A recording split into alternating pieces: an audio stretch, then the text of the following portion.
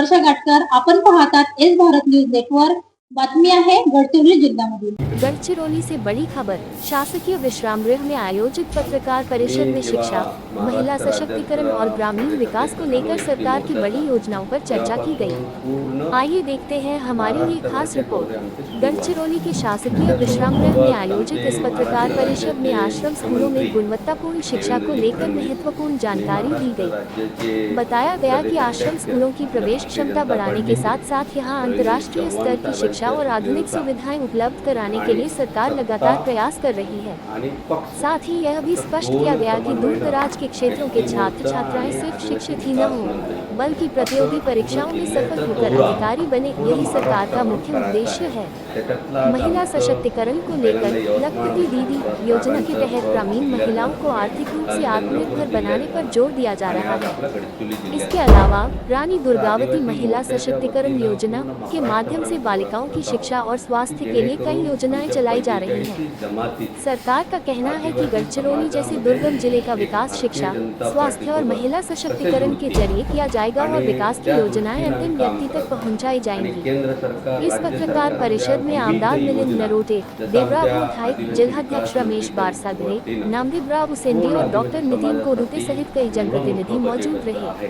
फिलहाल के लिए इतना ही। देश दुनिया की हर बड़ी खबर के लिए जुड़े। मी जेव्हा महाराष्ट्र राज्याचा प्रदेशाध्यक्ष झालो एसटी मोर्चाचा, तेव्हापासून पूर्ण महाराष्ट्रभरचे दौरे आमचे सुरू आहेत।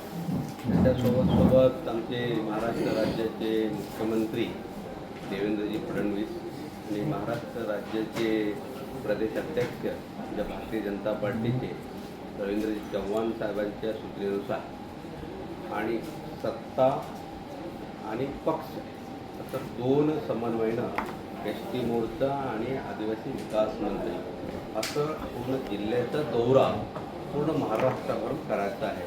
त्याच्यातलं आज आमचं पहिल्यांदा यवतमाळ साहेबांचं जिल्ह्यात झालं, काल चंद्रपूर जिल्ह्यात झालं आणि आज आपला गडचिरोली जिल्ह्यात झालं। तर आदिवासी मोर्चाच्या वतीनं पूर्ण महाराष्ट्रभर आम्ही दौरा करत आहोत की जेणेकरून आमच्या 45 जमाती आदिवासी समाजामध्ये एक भारतीय जनता पार्टीसोबत कसे जुळतील आणि त्या दृष्टीनं आम्ही काम करत आहे। आणि केंद्र सरकार, राज्य सरकारच्या विविध योजना, जसं आमच्या आदिवासी विकास मंत्रीच्या वतीनं पूर्ण आदिवासी समाजासाठी एवढं मोठं बजेट असं आहे, ते सुद्धा तळागाळापर्यंत पोहोचलं पाहिजे। त्याचं काम आमचं Bharatiya Janata party S T मोर्चाच्या वतीनं जास्तीत जास्त लोकांपर्यंत कसं पोहोचतील या दृष्टीने आपण या ठिकाणी पूर्ण महाराष्ट्रामध्ये करत आहोत। म्हणून आमचे आदिवासी विकास मंत्री, आमचे एस टी मोर्चाचे पालकसुद्धा हे स्वतः आहेत। त्यामुळे मी महाराष्ट्र प्रदेश अध्यक्ष म्हणून आमच्या भारतीय जनता पार्टीच्या प्रेस प्रधानमंत्री महोदय आहेत, त्यांचं मी खूप खूप अभिनंदन करतो। आणि सोबत तुमच्यासोबत आम्ही हे कॉम्प्लेट दिलेलं आहे आणि पूर्ण महाराष्ट्रभरामध्ये सुद्धा आदिवासी समाजामध्ये नेतृत्वहीन समाज आहे, दिशाहीन समाज आहे। अशा नेतृत्वहीन दिशाहीन समाजाला एक आपल्याला 5 पंचसूत्री देऊन आदिवासी समाजाचा विकास कसा करता येईल त्या दृष्टीने समाजापर्यंत 5 पंचसूत्री आम्ही पोहोचवत आहोत। या 5 पंचसूत्रीच्या आधारावर देश, राष्ट्र बलवान 2047चं विजन घेऊन आदिवासी समाज कसा सक्षम होईल या दृष्टीने आम्ही याच्यासोबत काम करत आहोत। एवढंच बोलतो आणि याच्यानंतर आमचे मंत्री महोदय बोलतील। नमस्कार, खूप खूप धन्यवाद सर्व पत्रकार बांधव, इलेक्ट्रॉनिक आणि प्रिंट मीडियाचे आजच्या पत्रकार परिषदेच्या निमित्तानं उपस्थित भारतीय जनता पार्टी अनुसूचित जमाती मोर्चाचे प्रदेशाध्यक्ष डॉक्टर देवराव जोडीजी, भारतीय जनता पार्टीचे जिल्हाध्यक्ष रमेशजी, गडचिरोली विधानसभा मतदारसंघाचे लोकप्रिय आमदार डॉक्टर मिलिंद नरोटे, आज गडचिरोली जिल्ह्याच्या प्रवासात असताना अनुसूचित जमाती मोर्चाचे प्रदेश अध्यक्ष यांच्या नेतृत्वात गडचिरोली जिल्ह्यातील सर्व अनुसूचित जमाती मोर्चाचे पदाधिकारी, कार्यकर्ते यांच्याशी संवाद साधला, ही दिवस चालली, संघटनात्मक चर्चा झाली आणि आज आदिवासी विकास विभागाच्या माध्यमातून दिवसभर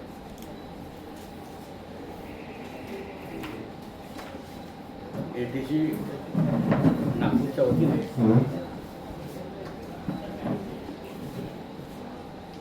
येणाऱ्या काळामध्ये शैक्षणिक वर्ष 2026-27 या वर्षामध्ये शासकीय आश्रम शाळेमध्ये विद्यार्थी वाढ, पटसंख्या वाढ याबाबत कार्यशाळा ठेवण्यात आली होती. त्या कार्यशाळेमध्ये गृहपालासह मुख्याध्यापक, प्रकल्प अधिकारी, महाराष्ट्रामध्ये शासकीय आश्रमशाळा 500 आहे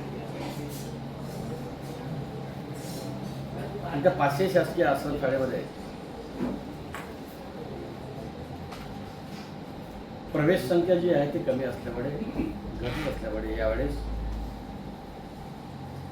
विद्यार्थी, पालक आणि कर्मचाऱ्यांच्या माध्यमातून लोकसंवाद, लोकसंवाद, जनजागृती व्हावं, जास्तीत जास्त पटसंख्या वाढावं, हाच उद्देशाने आज कार्यशाळा केली होती. या निमित्तानं पत्रकार बांधवांना सांगावं असं, महाराष्ट्राचे मुख्यमंत्री देवेंद्रजी फडणवीस यांच्या नेतृत्वात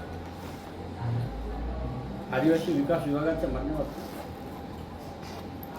शासकीय आश्रमशाळेमध्ये शिकणारा विद्यार्थी केंद्रबिंदू समजून त्या विद्यार्थ्याचा सर्वांगीण विकासासह गुणवत्ता व दर्जेदार शिक्षण मिळालं पाहिजे. सर्व शासकीय आश्रमशाळेमध्ये शिकवण्यासाठी पात्रधारक शिक्षक असले पाहिजे. शासकीय आश्रमशाळेमध्ये राहणाऱ्या निवासी विद्यार्थ्यांकरता विविध सोयी सवलती मिळाल्या पाहिजे. अशा प्रकारचं आजच्या निमित्तानं नियोजन केलं होतं. परंतु एवढ्याच थांबत नाही की महाराष्ट्राचे मुख्यमंत्री देवेंद्र फडणवीस यांचं स्वप्न आहे महाराष्ट्रामध्ये आमची आदिवासी बहिणी, आदिवासी महिला, जनजाती बहीण जोपर्यंत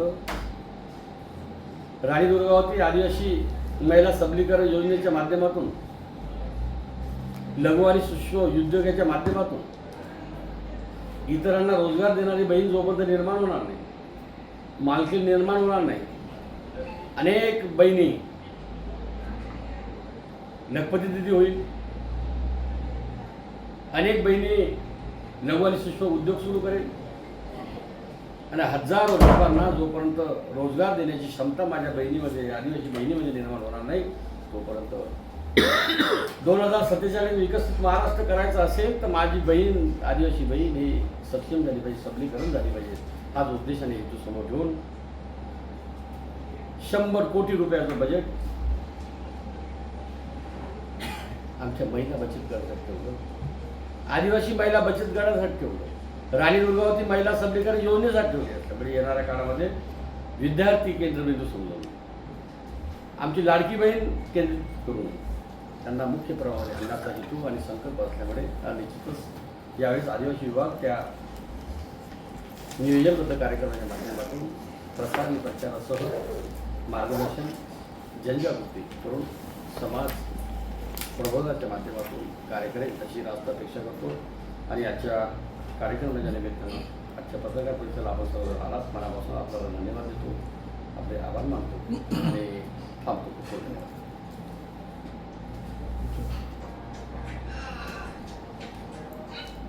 आज तुमचा दौरा होता, तर गडचिरोली जिल्ह्याच्या काही समस्या आपण चर्चा करताना तुमच्या पुढे आल्या असतील, तर कुठल्या समस्या प्रकर्षानं तुम्हाला जाणवल्या आणि त्यावर काय काम? 2 ठिकाणी गेलो.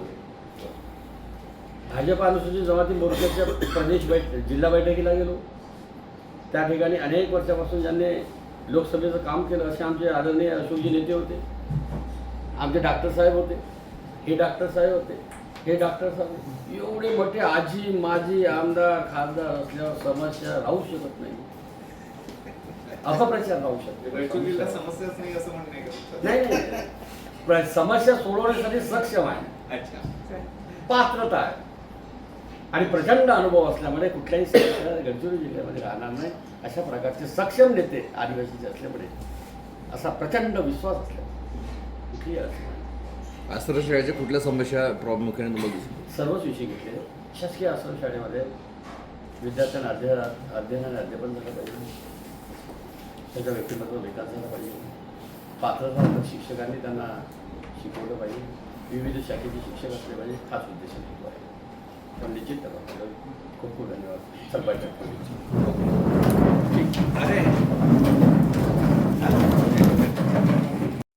अशाच नवनवीन घडामोडी पाहण्यासाठी आमच्या YouTube चॅनलला लाईक करा, शेअर करा आणि सबस्क्राईब करा. जोहार.